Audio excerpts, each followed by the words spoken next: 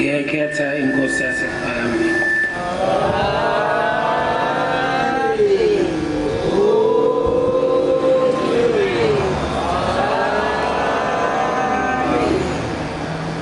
Isabelelo samakhulu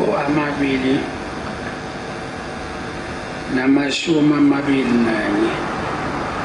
221.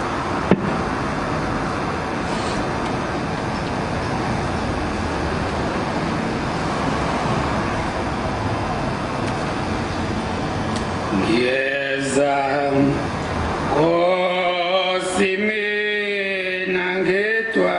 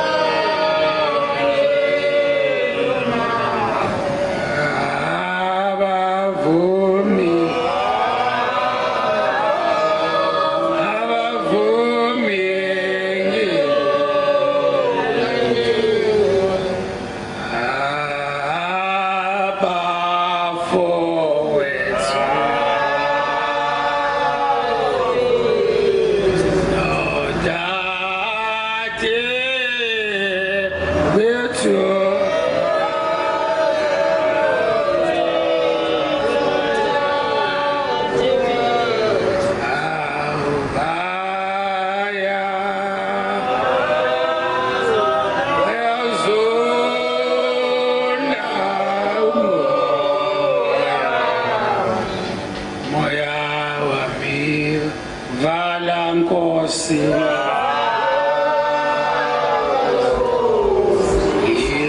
izindlebe zami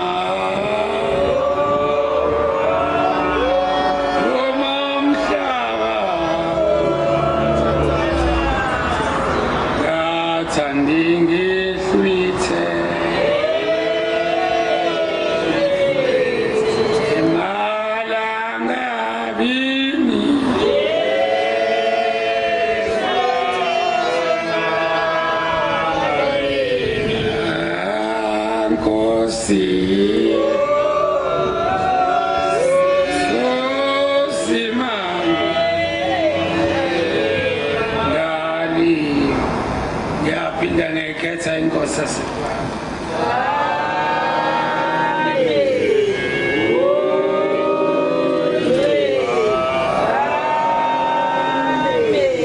ngiyanibingelela abantwana beNkosi yasePhakameni.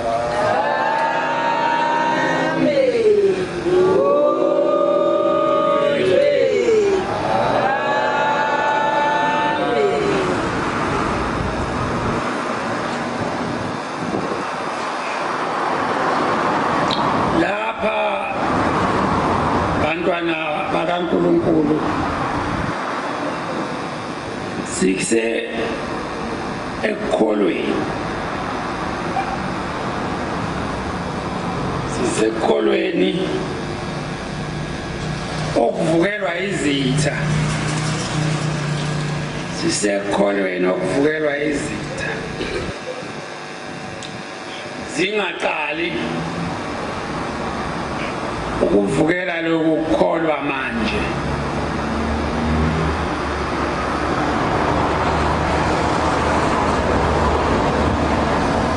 ngesikhathi ubaba mkhulu ehamba lendlela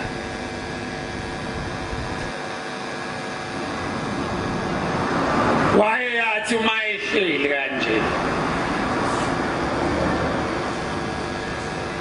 ufike izithunywa zasezulwini mazifika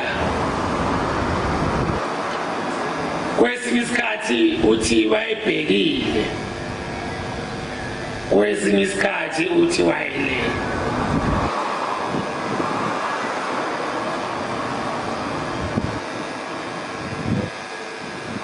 zithi-ke lezi zithunywa zasezulwini intombi yasePhakameni kumele ibe nemvunulo yesililo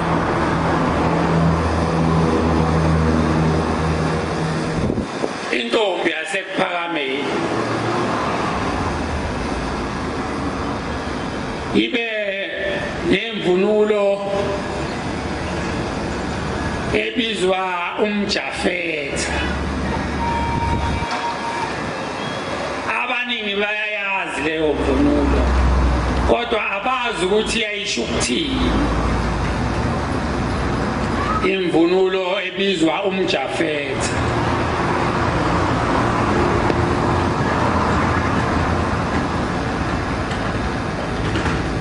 Le mvunulo igqokwa intombi zasePhakameni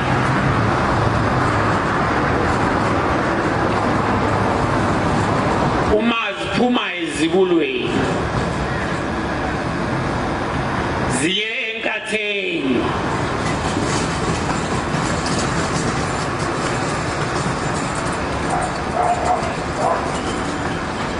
kwafika abasezulwini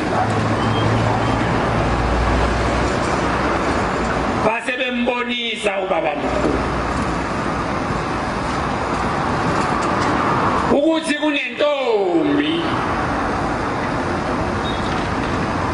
yasezulwini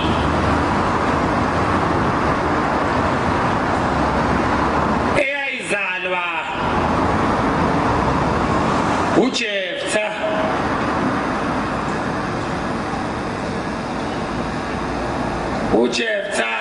wayeyinkosi eIsrayeli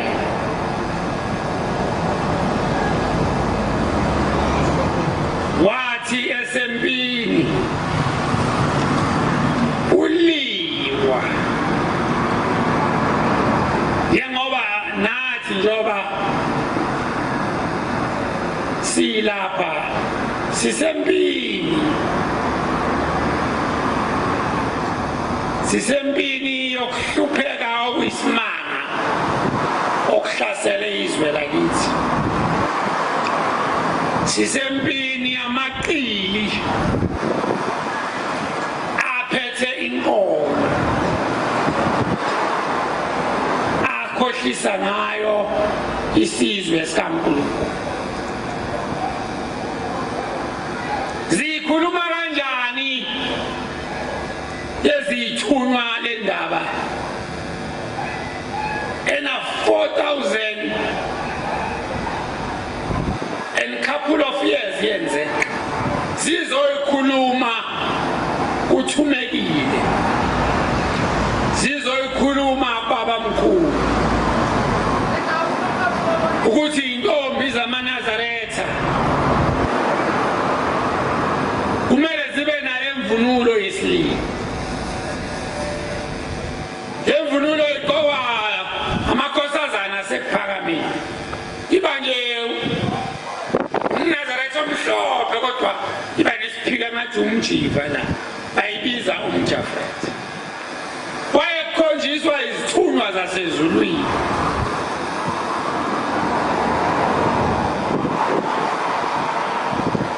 uJeftha amaNazaretha ukhona la eBhayibhelini ukhona eTestamentini elidala kanti nakwiThora lefundwa abenkolo beyeJudaism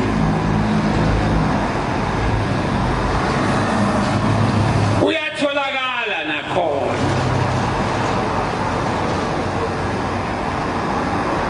yathi uma iseyihlasele impi wabona uJeftha ukuthi bazawunqotshwa ewabona amabutho akhe ephela ubuthaphuthaphu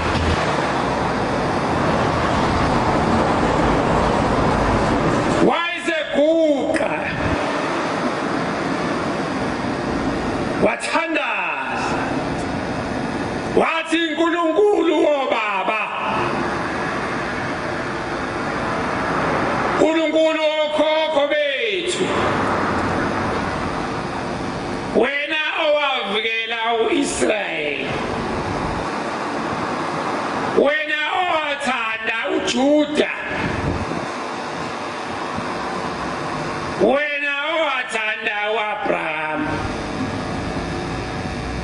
wena owathanda uIsaac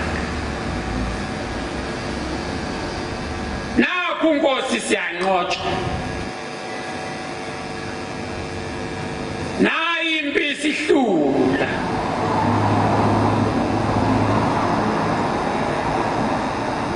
siyacela Nkosi uba usinqobele lempi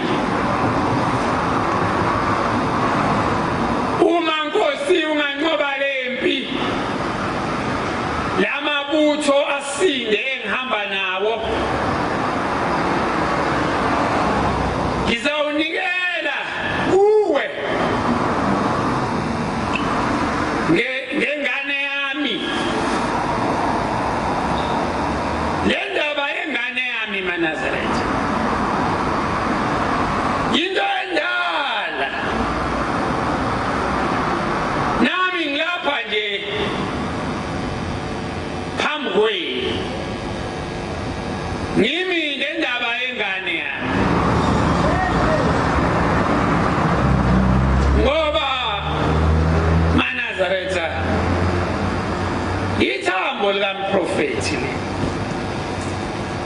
ithambo lamqambo wendlela elikhulumayo la angazi ukuthi wathini uNkulunkulu angazi bavumelana ngokuthini kodwa yeye ithi iNkosi uThixo uma ikhuluma ithi maNazaretha le ndawo engimukuyona iwudilika nje sase sizubuhlungu uthi ubaba uthini ngoba sasibona kuhle thina sibona abantu bemupha izipho ezinhle nezitulo ezinhle akhulume azabe nosizi athi njoba ngilapha ngifana nomuntu ogwetshwe udilika nje yikho maNazaretha indaba yengane yami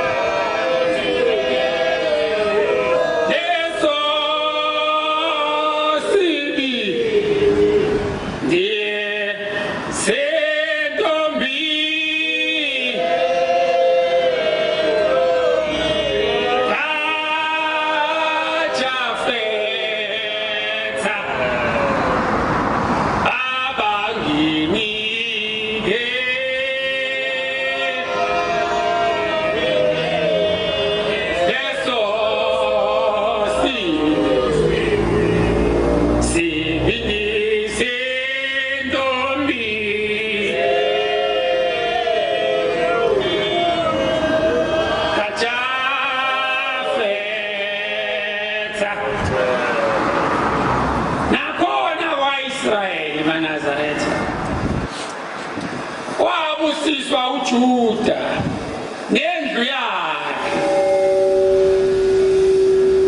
ukuba uyawuhola umphongolo wezivumelwano nalapha eAfrika ubusiswa uIsaya shebe nendlu yakhe ngimi lapha nje ngaleyo ndawo ngoba ngiyaqala ngiyakhula sengiyayibona le ndaba yengane ukuthi into enjani uthi uJafta impi seyilwa uthi iNkosi nginikela ngengane yami noma yiphi esizothuma sibuya empini eyomhlangabeza kuqala yona ngane yami yobingithanda kunazo zonke nginikela ngaleyo ngane iNkosi ukuba iNkosi kunokuba kungafa lamabutho sekufe amaningi amabutho engihamba nawo ithenge umphefumulo wami sinqobe iNkosi nalempi kodwa Nkosi uthathe ingane yami yodwa bambuza uNkulunkulu hawu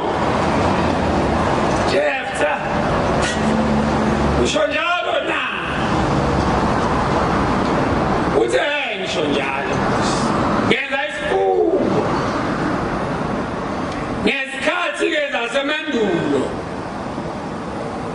babethi uma bekhuluma abadala ababazi iBhayibheli babethi uNkulunkulu wawulizwa izwi lakhe uma ukhuluma naye wawungekho umsindo lo osukhona omngaka nesikhathi sethu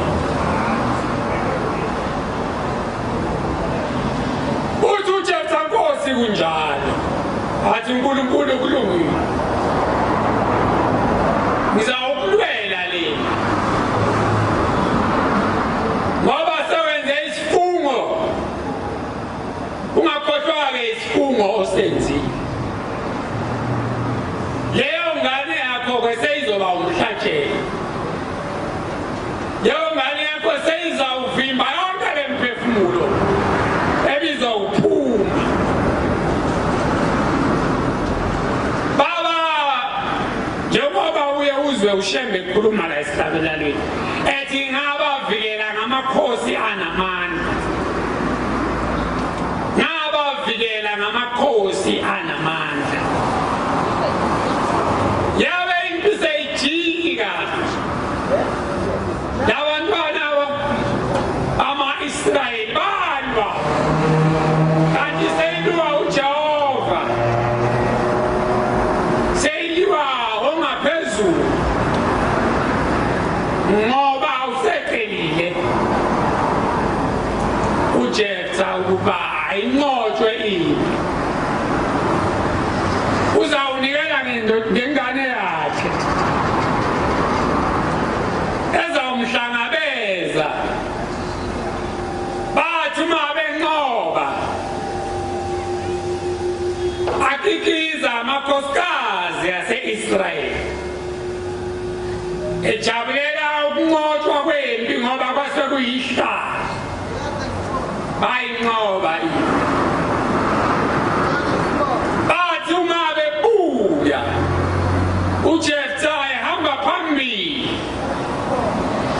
ehamba namabutho asindile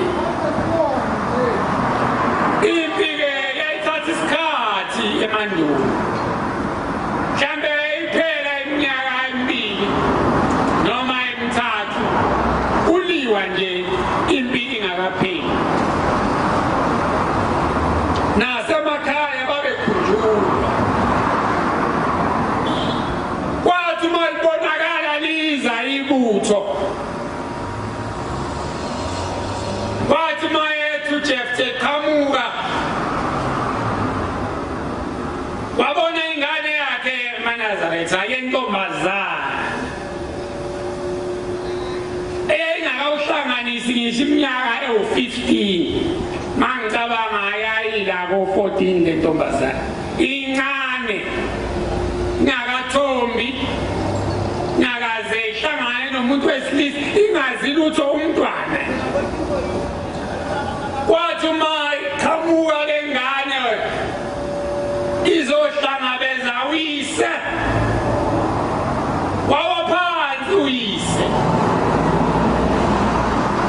mayewa wakhala ngoba ubengacabangi ukuthi angahlangabezwa yile ngane ubecabanga nje amadodana akhe ngoba wayeney'ngane eziningi namakhosazana akhe asekhulile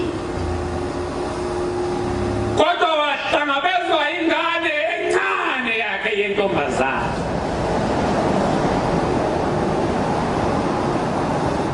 wayeyathi-ke ushembe mayekhuluma ngamakhosazana ekhuluma ngentaba yepheza ethi abantwana besifungo laba ethi bomama fundisani iy'ngane zenu ukuyiphatha kahle ngoba uNkulunkulu nokuba ukhona emhlabeni yasibona usibona ngala makhosazana imbali kaNkulunkulu uJehova mayebona amakhosazana uyajabula imbali zikaNkulunkulu wabe eseba amaNazaretha uJesu induna ukuthi awukwenze njani. Iwiswa yini inkosi na? Weza umntwana mbamba uyise. Bambamba wathi uyise, hawu mntanami, awungenze isifungo. Hawu mntanami, ngenze isifungo.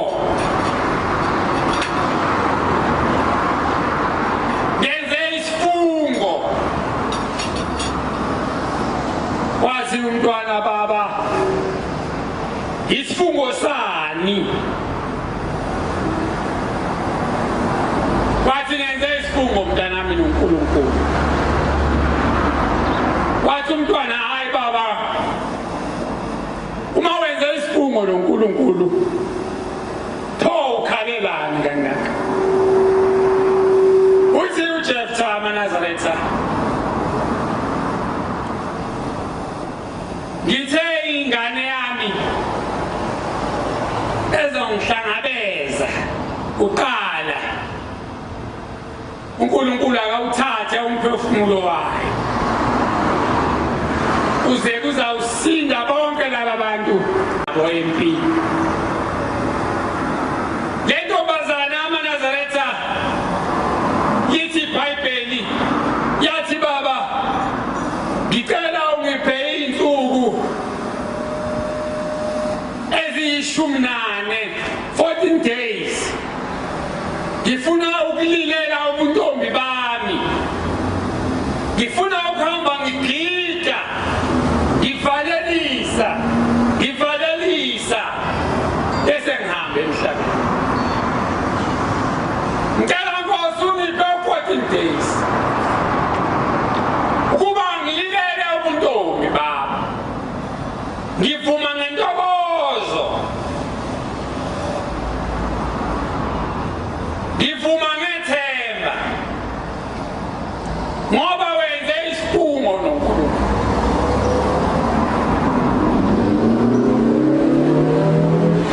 Zithikele zithunywa zasezulwini. Kumele abantwana abenze isifungo samaNazaretha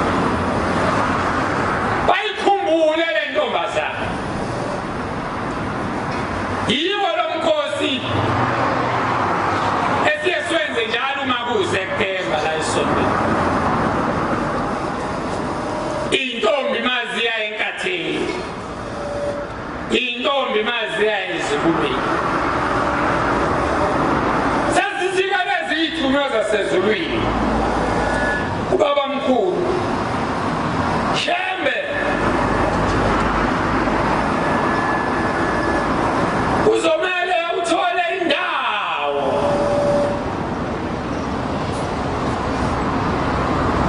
lapho lo mkhosi ozakwenziwa khona. Wayikhuluma ney'thunywa zasezulwini ukulilela intombi kaJeftha.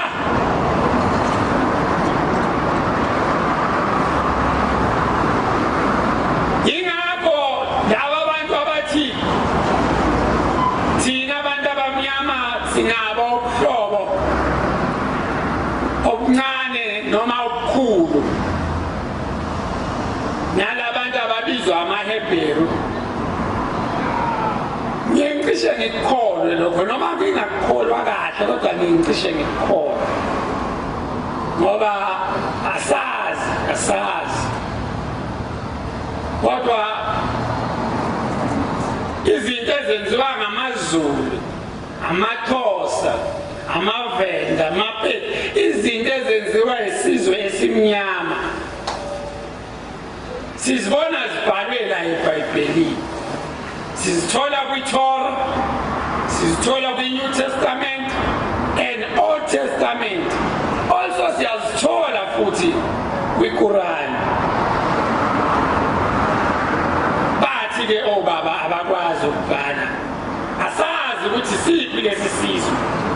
Ubani lo Israel? Ubani lo Juda? Ubani lo Israel? Obani amaHebheru? Lapho asazi. Kodwa bonke okwenziwa obaba mkhulu namasiko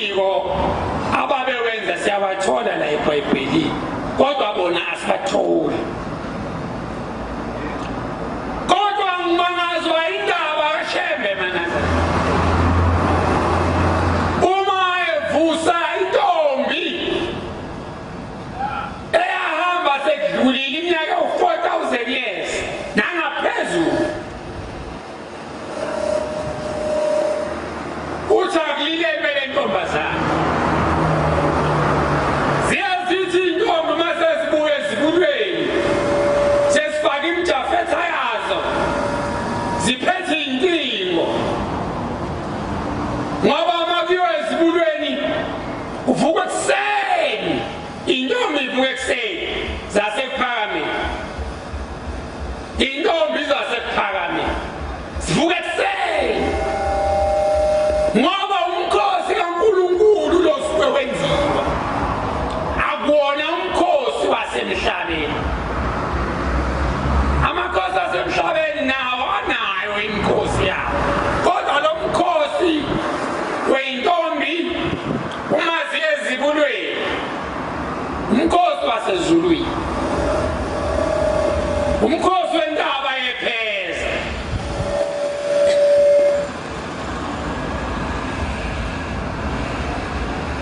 Zifike ekuseni zihamba nabaphathi beyintombi ziyakha inkingo ezasephakameni zazingakhi imhlanga zazikha inkingo. Ma uyintombi yasephakameni ungaphelele wawuthi uyalukhu uthimo lwakho ngoba kumele ulidonse ngesandla uma lingaphumi noma liphuka usuke uyintombi engaphelele ngoba kwakumele uyintombi eyiphelele ngoba le ntombi kaJeftha yayiphelele. Ngesikhathi sikababamkhulu intombi yayingaphelele yayingabuyi ngisho ukubuya entanda yayingabuyi ngisho ukubuya enkatheni yayikhuleka ifele khona lapha. Zibuze intombi eyidlala uma kubuzwa abaphathi thiwa intombi kabani bese besha abadala ukuthi hayi beyiganga beyiyongcolisa intombi beyiyongcolisa amakhosazana. Babuya izintombi engakaze ziyibone insizwa engakaze ziyicabange ziyolilela le ntombi kaJeftha. Uthi ke umnikazi ngizakuyifuna indawo.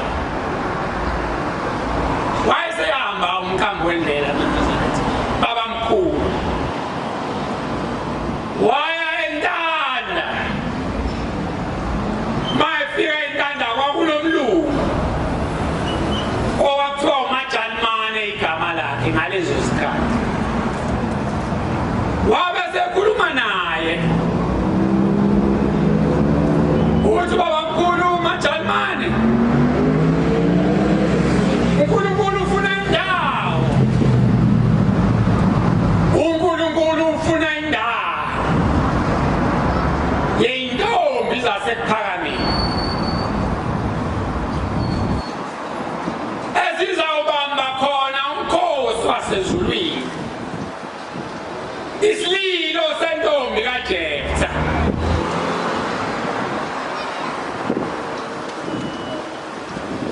Esethweswe thina inkosi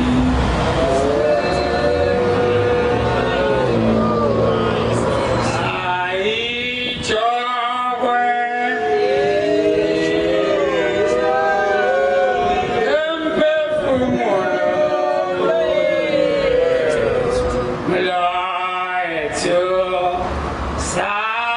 savuma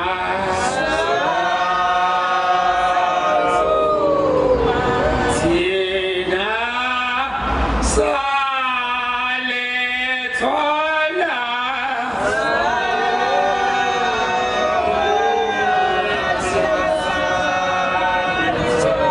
thwala si happy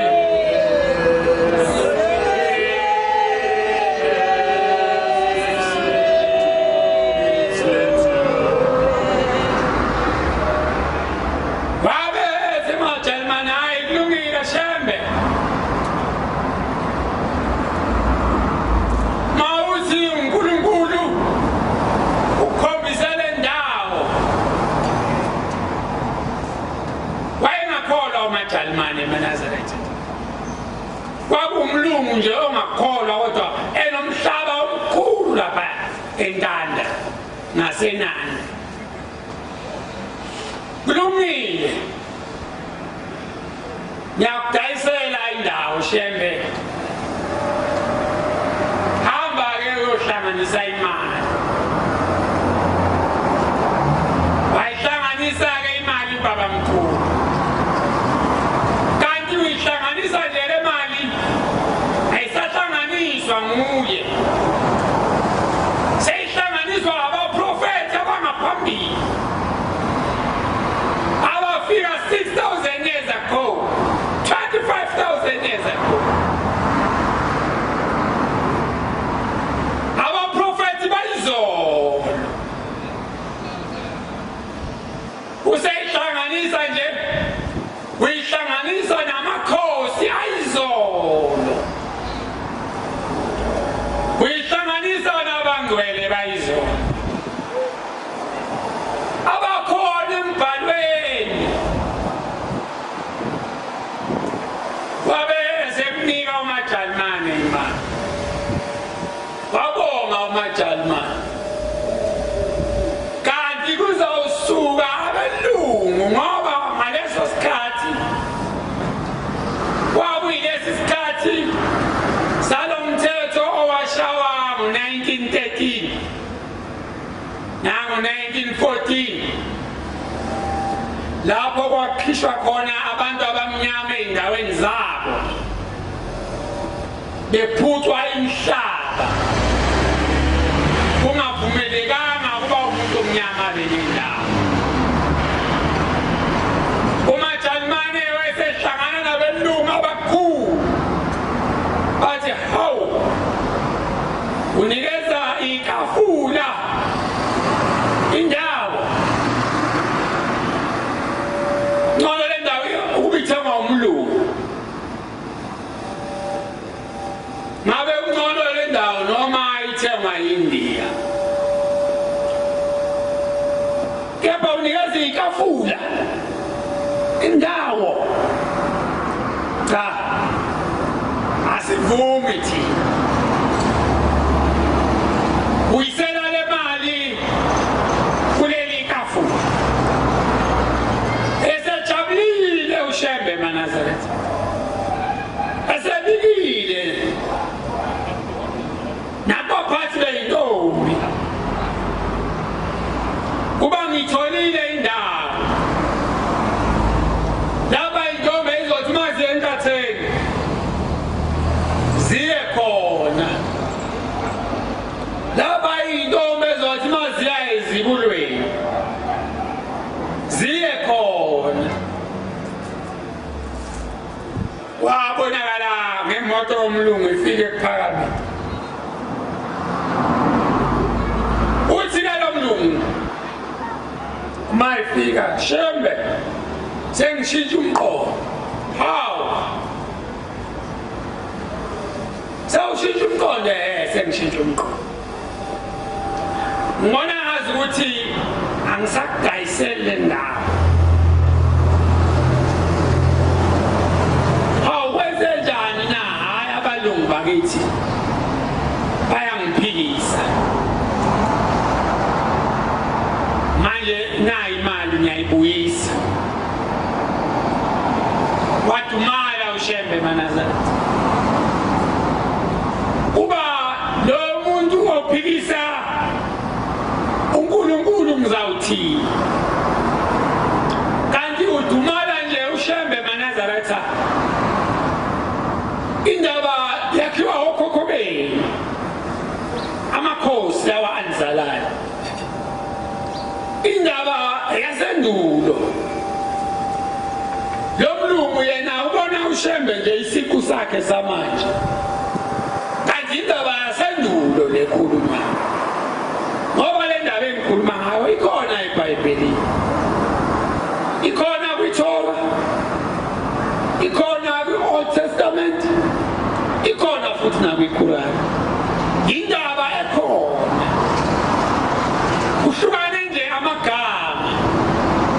Kodwa uma uzifunda zonke lezi incwadi zikhuluma ngale ndaba yomkhosi weyintombi owavuzwa ushembe esizweni sakithi ewuvusela abantwana bamaNazaretha.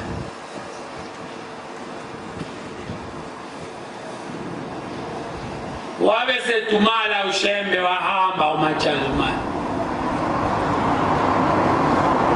Kwathi ekuphakeni imaNazaretha dathabusa ngo-3 ekuseni. Kwezwakala isililo. Kwavuka amadoda nangumlungu eceleni uyakhala. Kwezwakala isililo eMaNazaretha esaziziwe kwavuka intombi, kwavuka insizwa ekamo. Uyakhala umlungu uthi ufuna ushembe, ufuna ushembe, ufuna ushembe. Umajalimane uma ekhala abantu bayasaba nokuyokhuleka enkosini. Ubaba mkhulu kusekuseni kakhulu aqunge isibindi amadoda amadala ahamba esiphole ayocela amakhosazana ayisekhulile okhulu umqungwa nokhulu nobelungu, okhulu umqungwa amaNazaretha nokhulu nobelungu. Amakhosazana athi mayebona ushembe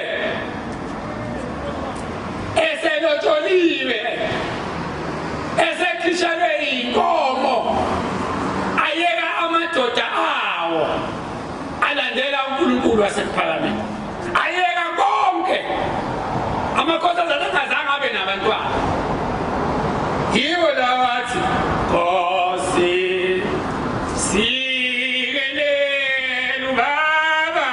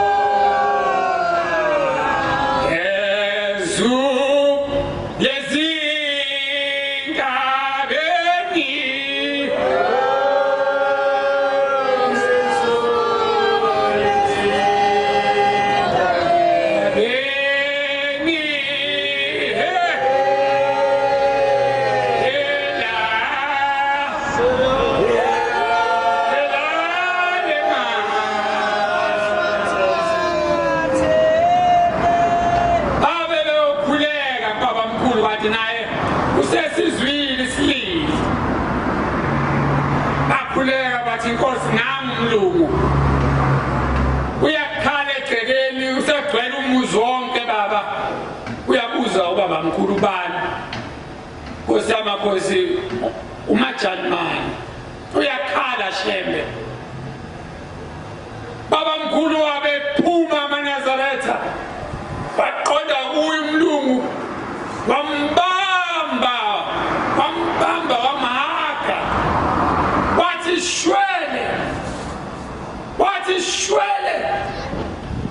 shwele Nkosi yamakhosi wathi shwele Simakade wathi mayethi shwele wathula umlungu ezandleni zikababa mkhulu wathulisa kwengane wathi shwele Nkosi Slapha amaNazaretha sizofuna izwi eliyothi kithi shwele Nkosi uma ebuza ubaba mkhulu kwenze njani mntwana mina uthi ngishaba obaba mkhulu bami ngishaba okhokho bami that German man he said I'm beaten by my ancestors my old ancestors ngishaba okhokho bami abangamajalimane njengoba igama lakhe kwakungumajalimane ngoba ephuma eGermany silapha-ke nathi maNazaretha sizofuna lelo lizwi akuyothi uma okhokho bethu besishaya ngaphambuka kwethu eliyothi shwele Nkosi phezu kwemzimba yethu noma liyothi shwele siphila noma liyothi shwele sesambile silapha ngalelo lizwi wathi shwele Nkosi wathula umajalimane ezandleni zikababa mkhulu wena wabona kuthuliswa ingane encane ithuliswa yibele mayinceliswa unina kade ikhaya wathula wayilokha nje nesipibithwane uthi bayangishaya shembe ngishaya obaba bami ngishaya okhokho bami ngishaya omkhulu bami bathi mina ngishaya inkulungwane ugcwele induku ngapha nangapha bathi mina ngicintsha ushembe indawo ithathe shembe ngisafuna imali mayibongwe inkosi yasePhila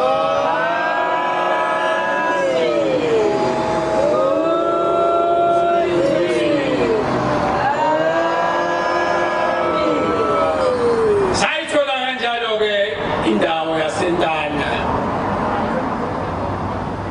okwenziwa kuyo umkhosi weyintombi bengikhumbuza lokho-ke emaNazaretha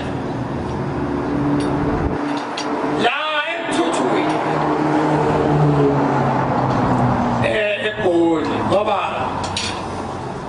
mawukhuluma ngeGoli yimini iGoli mawufuna nje inkosi eGoli ayikho inkosi eGoli qale ngami nje ukuthi kube nenkosi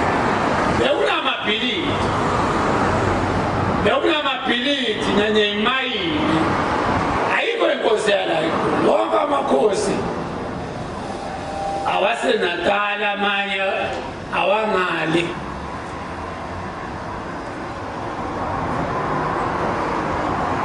inkosi nje mawufuna inkosi eGoli ehlonishwa abantu neguqelwa abantu yile ekhuluma eGoli masikhuluma ngeGoli nesibhodlo eGoli angeke ngingayikhuluma ushawe ingane yami ezalwa umnewethu inkosi unyazi lwezulu ingane yami uma izalwa umnewethu ngiyakhuza-ke emaNazaretha uma sesishaya ingane zikaShembe singenwe yini uma sesishaya ingane zikaShembe bashaya ingane yami la ekuthuthukeni angazi ukuthi lo moya ongene amaNazaretha owani angizongena okuningi ngicela amaNazaretha uNkulunkulu angiphe ukuphenduka isikhathi sokuphenduka lesi isikhathi sokuphenduka lesi mina ngizwile iNkosi izolo ku-23 ukuthi kumele siphenduke siphenduke nomama baphenduke neyintombi ziphenduke neyinsizwa ziphenduke ngoba le ndaba esikuyona amaNazaretha iyiqiniso iphelele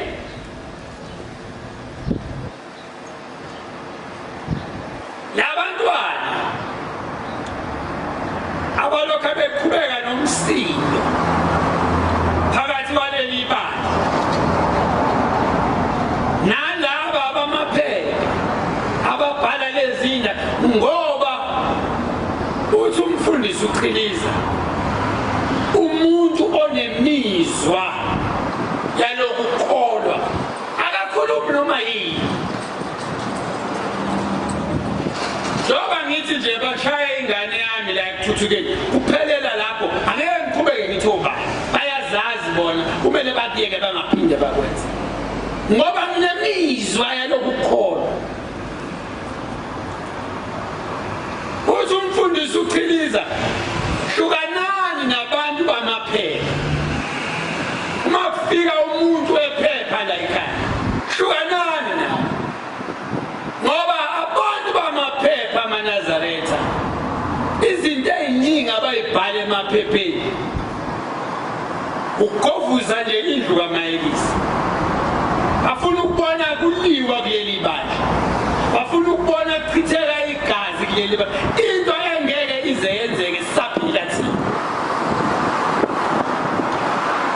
sisho njalo isihlabelelo senu amaNazaretha esiprofitha ngokuba khona kwethu sithi selithethiwe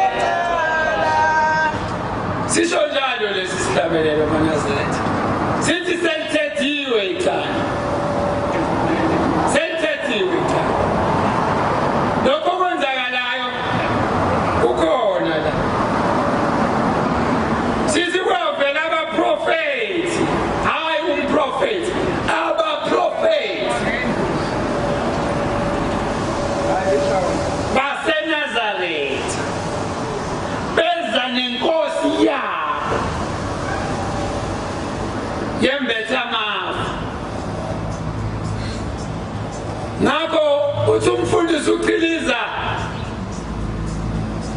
abantu bamaphepha mani babona ningabe ukhuluma nabo noma yini ngeindaba ezithinta lenkolo ngoba banayo imizwa yalokhu khaba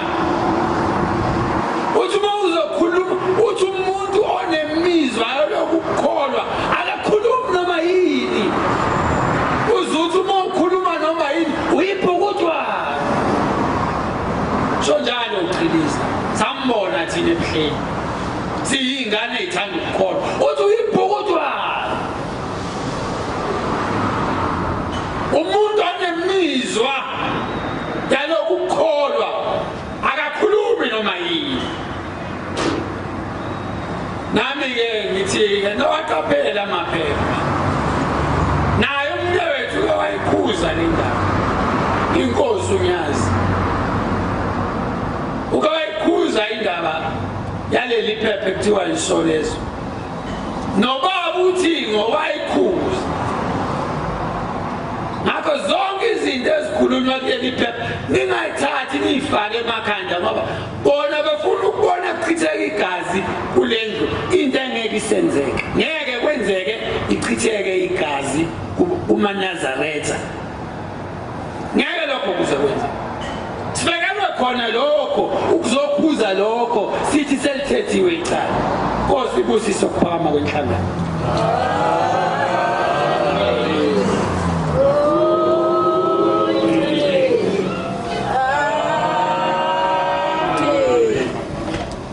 sivala inkonzo yesabatha yasemini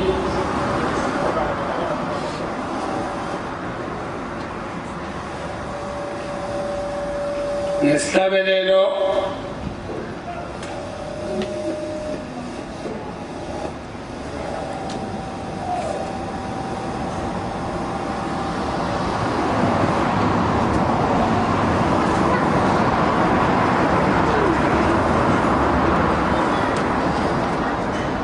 seshumi nambili ngolimi lwalethu alo